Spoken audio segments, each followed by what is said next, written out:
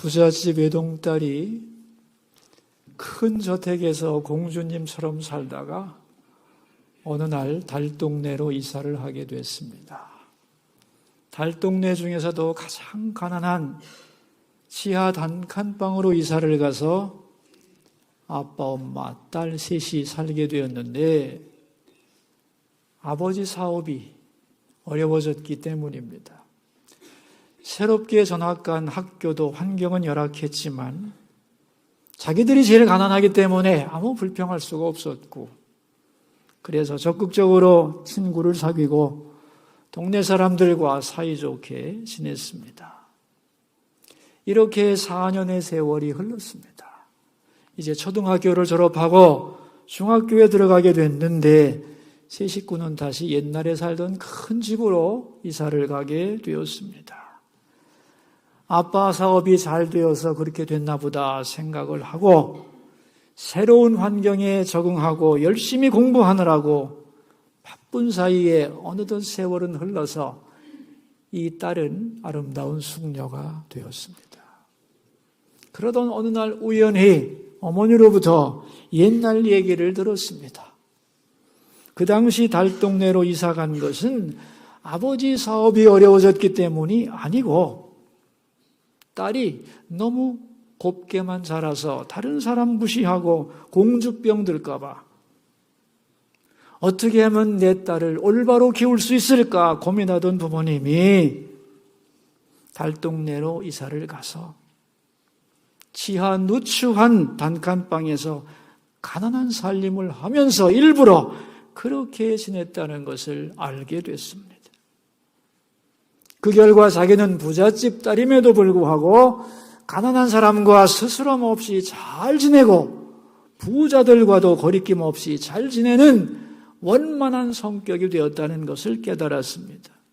그리고 자신을 특별하다고 생각하지 않고 건강하게 자랐다는 것도 알게 되었습니다.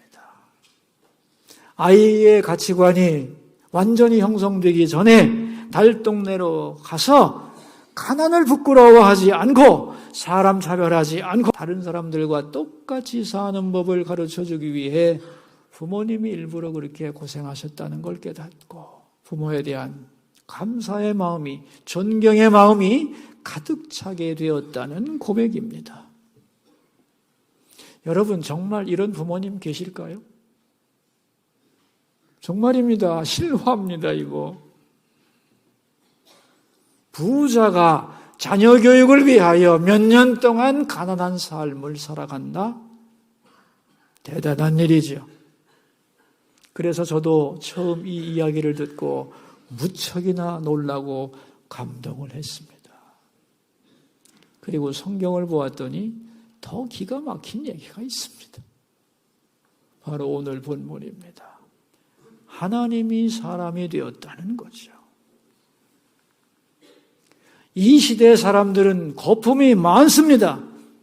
없어도 있는 척하고 몰라도 아는 척하고 안 하고도 한 척하고 자기를 과시하기 위해서 얼마나 몸부림을 치는지 모릅니다. 그래서 쓸데없는 경쟁심을 갖고 허영심에 붙들려 살아가고 교만한 마음을 버리지를 못합니다. 그래서 피곤해하지요. 갈등하고 다투며 살아갑니다. 여기서 벗어나는 방법은 없을까요? 인격의 거품을 걷어내고 행복하게 살 길은 없는가 하는 겁니다. 오늘 본문이 바로 여기에 대하여 말씀하고 있습니다. 빌립보 교회는 굉장히 사랑이 많은 좋은 교회였습니다. 어느 정도였느냐 하면 2장 1절 말씀입니다.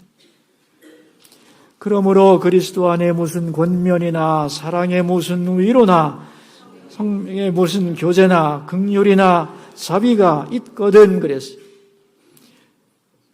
그리스도 안에서 서로 권면하고 사랑하고 위로하고 성령으로 교제하고 긍휼과 자비를 베푼 아름다운 교회였다는 거죠.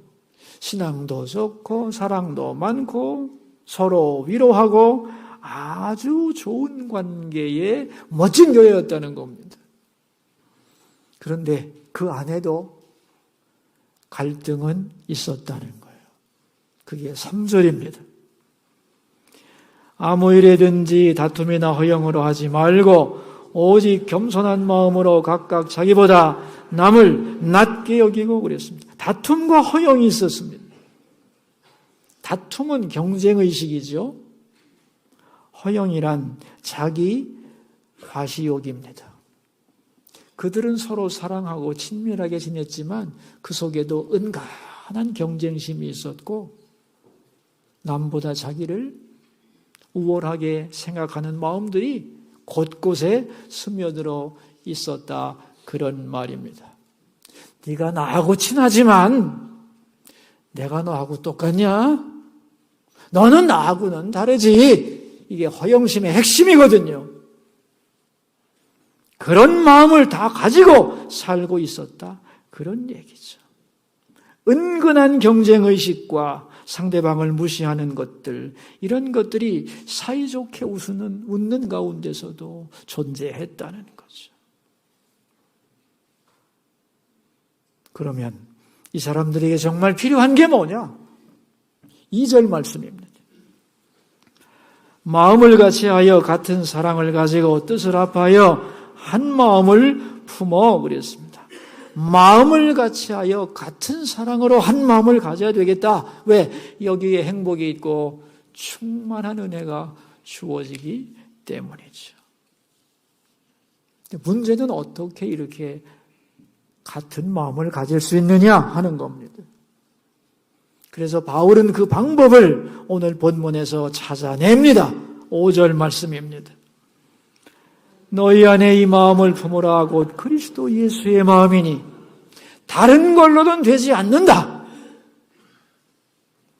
그리스도의 마음, 이 마음을 품어야만 이러한 모든 마음속의 허영과 다툼과 알력과 보이지 않는 갈등이 다 사라지고 진정으로 하나 된 공동체가 될 수 있다고 설명을 하는 겁니다.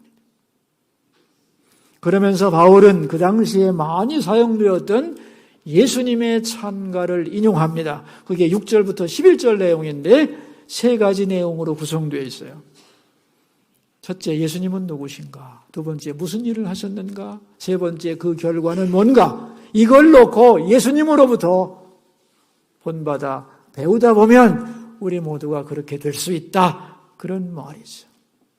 자, 먼저 예수님은 누구신가? 6절입니다. 그는 근본 하나님의 본체시나 하나님과 동등됨을 취할 것으로 여기지 아니하시고, 예수님의 근본은 하나님과 동등한 본체시다, 그런 말이죠. 그러니까 진짜 하나님이라는 거죠. 동등하다는 겁니다. 그래서 예수님을 뭐라고 불러요?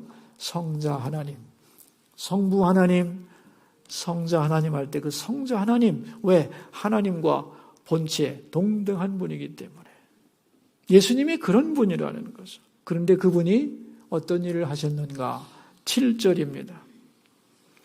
오히려 자기를 비워 종의 형체를 가지사 사람들과 같이 되셨고 자기를 비웠다는 겁니다. 에케노센이라는 말인데 영어로는 emptied himself, 자기 자신을 nothing으로 만들었다는 거죠. 다시 말하면 하나님의 신분을 버렸다는 겁니다. 창조주 하나님의 엄청난 권위, 지식, 능력 다 버리고 무능해지고 어리석어지고 초라한, 그렇게 자기를 텅 비웠다는 거예요. 그리고 종의 형체를 가졌습니다. 노예의 형체를 가졌다는 거예요. 우리 이제 한글로는 잘 이해가 안 되지만 여러분 헬라어를 보면은 똑같다는 말이 두 단어가 있는데 하나는 모르페, 본질적으로 똑같은 건 모르페라고 하고 겉모습만 같은 것을 스키마라고 합니다. 본문을 직역하면 그는 하나님의 모르페를 가지셨으나 종의 모르페가 되었다, 이렇게 됩니다. 그러니까 진짜 하나님이었다는 거예요. 그런데 진짜로 종이 됐다는 거예요. 종이 되는 것처럼 겉모양만 쇼한 것이 아니고 진짜 하나님이었는데 진짜로 종이 되어서 이 땅에 오셨다는 겁니다. 여러분, 예수님이 사람 되어 이 땅에 오셨다는 의미를 우리는 잘 생각하지 않는데 이 오신 것 자체가 굉장한 일입니다. 우주보다도 크신 하나님이 작고 작아져서 한 인간이 된 거거든요. 영원하신 하나님이 시간과 공간 속으로 들어오시고 물질 세계로 들어와서 갇힌 것이거든요. 그래서 아주 무능한 인간이 된 것입니다. 인간의 약점과 연약함을 그대로 가진 초라한 모습의 인간이 되었고, 인간 중에서도 가장 천하게 마굿간에 탄생하신 거죠. 근데 거기서 끝이 아닙니다. 이제는 더 낮추어서 죽기까지 복종합니다. 그래서 십자가에 죽습니다. 어디까지 복종했는가? 복종의 끝이 뭡니까, 여러분? 죽는 게 복종의 끝입니다. 순종이란 알고 따라가는 겁니다. 복종이란 모르지만 납득이 되지 않아도 따라가는 것입니다. 인간이 되어 하나님의 뜻을 다 납득하지 못하는 부분도 있었지만 죽기까지 복종했다는 겁니다. 대개 사람들은 죽기까지 복종 안 하죠.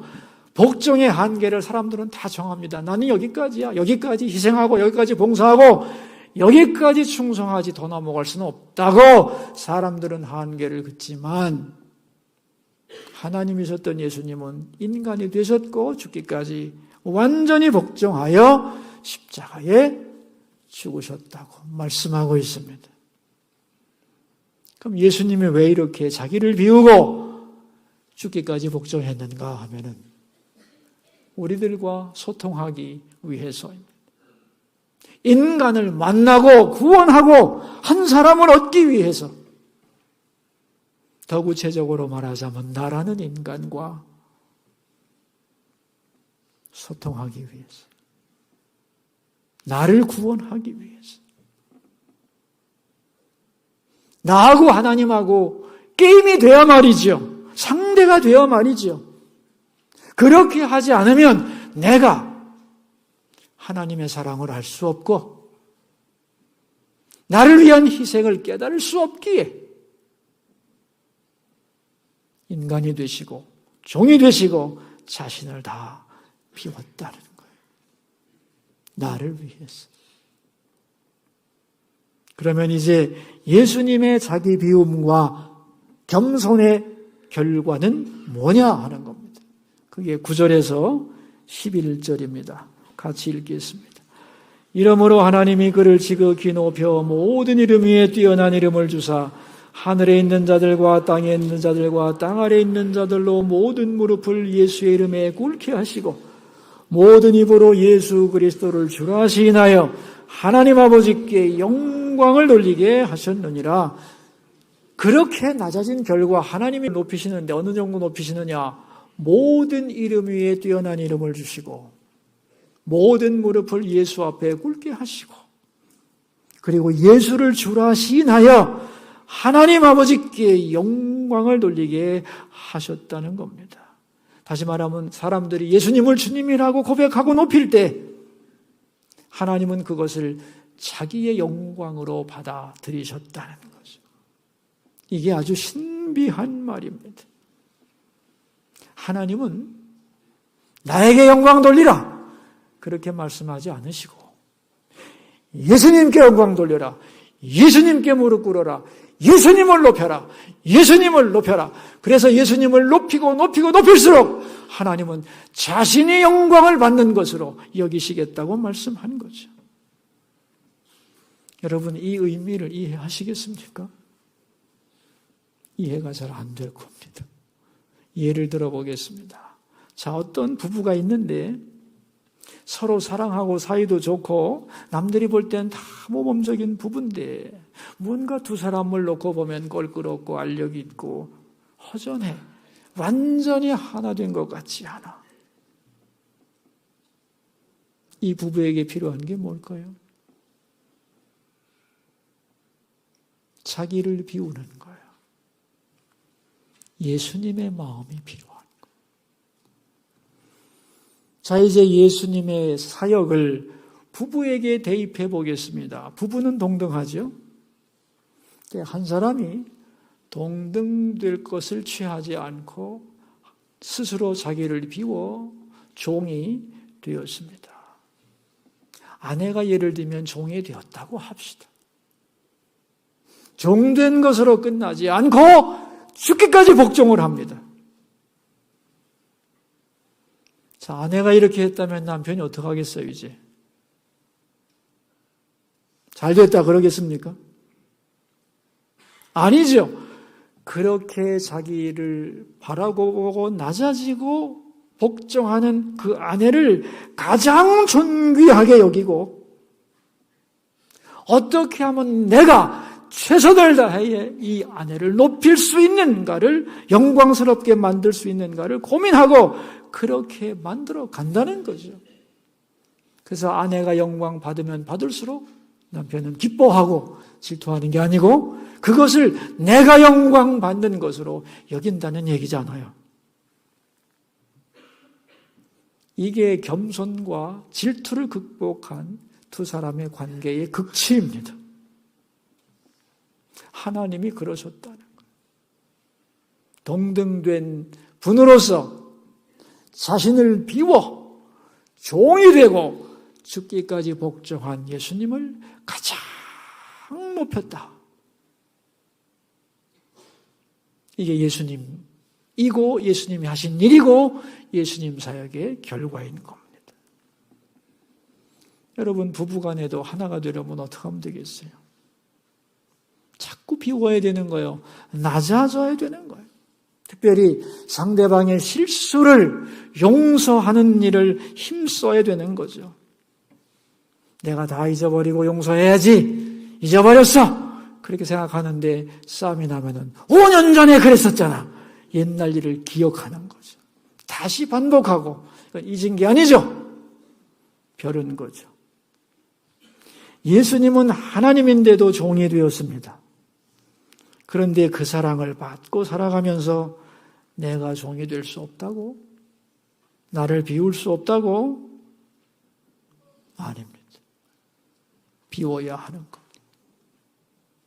그게 손해가 아니라는 겁니다. 예수님의 마음을 품어야 된다는 거죠. 여러분, 비웠다는 게 뭐예요? 잊었다는 거거든요. 알지만 모르는 것처럼, 가졌으나 없는 것처럼, 생각나지만 기억이 나지 않는 것처럼 힘을 쓸 수 있지만 쓰지 않는 거죠. 할 말이 많지만 끝까지 참는 거죠. 이게 비우는 겁니다. 잘못을 잊어버리는 것만 비우는 게 아닙니다. 내가 한 수고를 자꾸 잊어버리는 겁니다. 내가 이렇게 했는데 당신이 해준 게 뭐야? 자기의 한 일을 자꾸 기억하게 되면은 이건 비우는 게 아니죠. 이렇게 되면 끝이 없는 거죠. 내가 낮아지면 저 인간이 기고만장해지지 않을까? 걱정할 것도 없습니다. 오늘 본문에 보면 그를 지극히 높여 그 앞에 무릎을 꿇게 한다고 말씀하고 있습니다. 낮아지고 복종하면 하나님이 개입하신다는 거예요. 그래서 진정 하나됨의 비결은 자기를 비우는 것이고 서로에게 복종하는 것이다. 그런 얘기입니다. 개척교회를 하는 제 친구 목사님 얘기를 하나 해드리겠습니다. 크리스마스를 며칠 앞둔 어느 날 집주인이 찾아와가지고 연말까지 교회를 비워달라 그렇게 통보를 했다는 겁니다. 왜냐하면 집세를 못 냈거든요. 근데 주인이 와서 하는 말이 아니, 목사님이면 목사님 나와야지. 밀린 집세 준다고 했으면 줘야지. 왜 계속 거짓말하는 겁니까? 당신 사기꾼 아니야? 이렇게 말을 하더라는 거죠. 그 말을 듣는 순간에 머리가 어찌라고 노래지면서 우라가 치미는데, 아니, 일부러 안 준 것도 아닌데 사기꾼이라니, 정말 말 그렇게 해도 되는 거요? 이 말이 그냥 여기까지 올라왔는데 꾹 참고 기도를 했습니다. 하나님, 제 꼴이 지금 이렇게 됐습니다. 눈물이 핑 돌면서 너무 한심한 거예요. 눈물을 흘리다 보니 어찌되었든 거짓말을 했고, 거짓말을 하다 보니 사기꾼이 됐습니다. 그래서 이렇게 주인에게 말을 했답니다. 자꾸 거짓말해서 죄송합니다. 이 사기꾼을 용서하시고 어떻게든 집세는 마련해 볼 테니 연말로 나가는 것만은 좀 연기해 주시기 바랍니다. 정말로 겸손하게, 정말로 미안해서, 정말로 간곡하게 주인에게 부탁을 했습니다. 주인이 험한 말을 해서 너무 미안했는지 그 말을 듣더니 알겠다고, 내년 뽑음까지 연기해 주겠다고 해서 연말연시를 잘 보내고, 하나님이 불쌍해서 그런지 새로운 곳을 찾게 해주시고 이사갈 수 있는 길을 열어주셔서 교회를 봄에 잘 옮기고, 옮긴 교회에서 부활절을 잘 지냈노라. 그렇게 말하면서 결론을 이렇게 내렸습니다. 나를 비우기가 참 어렵더라. 그런데 정말로 나를 비우고 진정으로 낮아졌더니 상대방이 마음을 열더라. 더 중요한 것은 하나님이 새로운 길을 열어주시더라. 그런 얘기를 들었습니다. 여러분, 성탄절이 어떤 날이죠? 하나님이 사람이 되어 우리 가운데 오신 날입니다. 그 목적은 우리를 위해 죽기 위해서, 그것도 십자가에 달려 죽기 위해 온 것입니다. 이 엄청난 성탄 사건 속에 들어있는 사실이 있습니다. 그게 바로 예수님의 마음입니다. 예수님의 마음이 있었기에 성탄의 거룩한 역사가 일어난 거지. 그래서 성탄의 정신이 뭐냐? 압축하면 예수님의 마음입니다. 그래서 예수님의 마음을 모른다면 결코 성탄을 이해할 수 없는 거죠. 예수님의 마음을 알아야 성탄이 뭔지를 알 수 있고, 그 마음을 우리가 가질 때에 우리의 삶은 새로운 차원으로 발전할 수 있게 되는 것입니다. 우리에게 갈등과 분열이 많고 허영과 다툼이 왜 있는가? 세상의 문제가 복잡한 게 아닙니다, 여러분. 예수님의 마음이 우리 가운데 없는 게 문제죠. 그래서 우리는 기도해야 합니다. 주님, 나에게 예수님의 마음을 주십시오. 예수님의 마음을 알게 해 주십시오. 예수님의 마음을 품게 해 주십시오. 그래서 더욱 주님을 알아가게 하시고 닮아가게 하시고 내 삶에서 하나님의 향기를 드러내게 하시고 영광 돌리게 하옵소서. 이것이 우리의 기도가 되어야 할 줄로 믿습니다. 성탄 속에 들어있는 예수님의 마음, 이 마음을 우리가 알고 닮아가는 우리 모두가 되기를 주의 이름으로 축원합니다. 기도하겠습니다.